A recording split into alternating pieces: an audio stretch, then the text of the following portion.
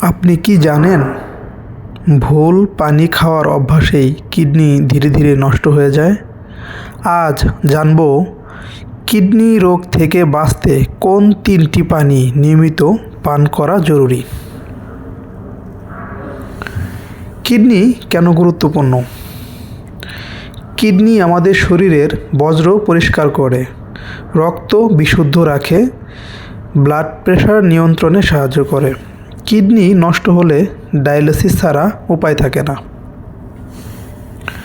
এখন আমরা জানব কোন 3টি পানি নিয়মিত পান করা জরুরি।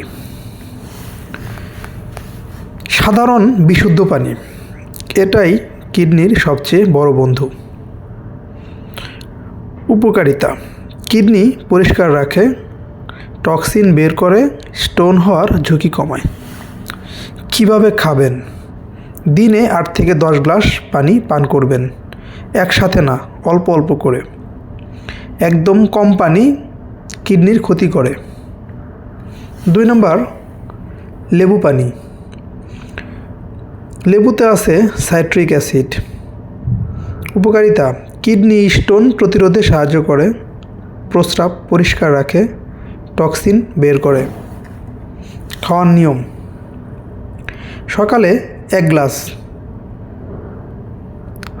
অর্ধেকটা লেবু, চিনি ছাড়া। যাদের গ্যাস্ট্রিক বেশি, কম পরিমাণে খাবেন। নাম্বার 3, বার্লি পানি বা যবের পানি। এটা কিডনির জন্য খুবই উপকারী, কিন্তু খুব কম মানুষই এটা জানে। এটা প্রস্রাবের সমস্যা কমায়, কিডনি পরিষ্কার রাখতে সাহায্য করে, স্টোন রিস্ক কমায়। কিভাবে বানাবেন? 1 চামচ যব 2 গ্লাস পানিতে ফোটান, তারপর ছেঁকে খেয়ে ফেলুন। এবার আমরা জানব কোন পানিগুলো কিডনির জন্য ক্ষতিকর।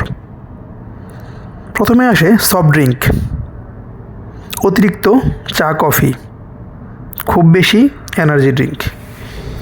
এগুলো কিডনির উপর চাপ ফেলে।